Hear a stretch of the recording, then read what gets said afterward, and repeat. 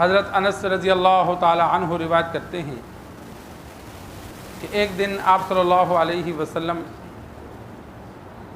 ہنسنے لگے اور صحابہ سے عرض فرمایا کہ تمہیں معلوم ہے میں کیوں ہنسنے لگا ہوں؟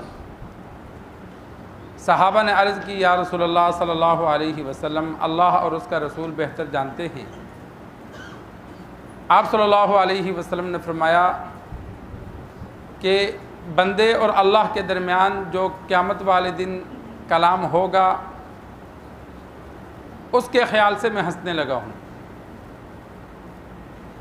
آپ صلی اللہ علیہ وسلم نے فرمایا کافر قیامت والے دن اللہ سے عرض کرے گا کہ یا اللہ، کیا تو نے مجھے ظلم سے پناہ نہیں دی؟ اللہ تبارک و تعالیٰ فرمائیں گے بلا کیوں نہیں؟ تو وہ آگے سے عرض کرے گا کہ میں کسی گواہ کو نہیں مانتا سوائے اپنے اعضاء کے۔ تو اللہ تبارک و تعالیٰ فرمائیں گے تیرے اعضاء گواہی کے لیے کافی ہیں اور کرامن کاتبین بھی۔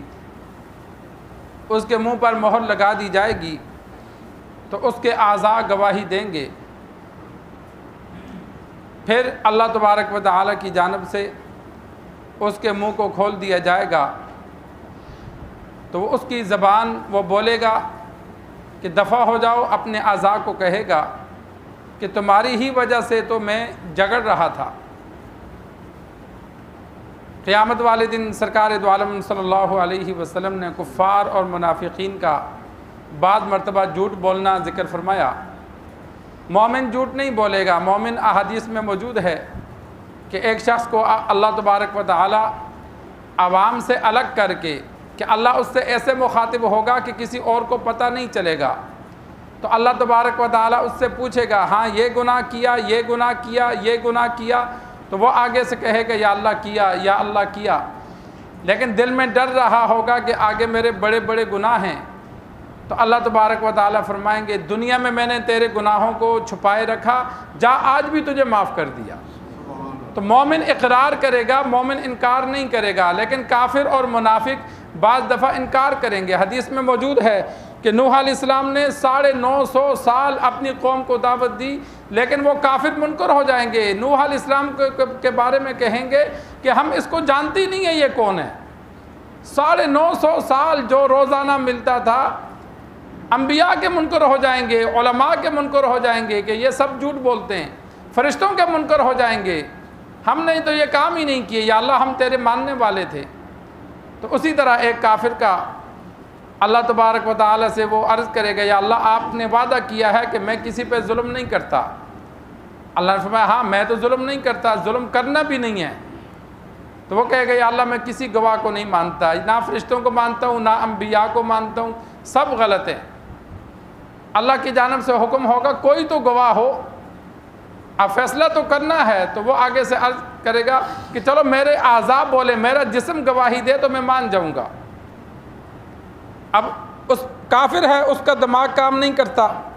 جس اللہ نے زبان کو بولنے کے پر رکھا تو وہ اعضاء کو بھی بولنے پر رکھتا ہے۔ احادیث میں موجود ہے آپ صلی اللہ علیہ وسلم جن راستوں سے گزرتے تھے تو پتھر ان کو سلام کرتے تھے۔ آپ صلی اللہ علیہ وسلم نے فرمایا میں ان پتھروں کو جانتا ہوں، جب میں قریب سے گزرتا تو وہ کہتے تھے السلام علیکہ یا رسول اللہ۔ تو ہر چیز بولتی ہے، لیکن وہ کافر کا تو دماغ نہیں، کفر کی وجہ سے عقل پہ پردہ ہوتا ہے۔ تو اب گنگا ہے، اس کی تو زبان موجود ہے، سب کچھ موجود ہے، رب کا حکم موجود نہیں ہے، وہ نہیں بولتا۔ جب رب کا حکم ہوتا ہے کہ نہ بول تو زبان رک جاتی ہے۔ بسا اوقات انسان بوڑھا ہوتا ہے، کئی بوڑھوں کو آخری وقت میں 2 3 سال ہم نے ایسے بھی مریض دیکھے کہ وہ کھاتے پیتے ہیں، سلامت ہیں، لیکن زبان ان کی رک جاتی ہے، وہ بولتے نہیں ہیں، باقی وہ ٹھیک ہوتے ہیں۔ تو اللہ کی مرضی ہے، جب چاہے روک دے، جب چاہے چلا دے۔ تو اللہ تبارک و تعالی زبان کو بند کر دے گا، منہ پہ مہر لگا دی جائے گی، اور اعضاء کو حکم ہوگا کہ بتاؤ۔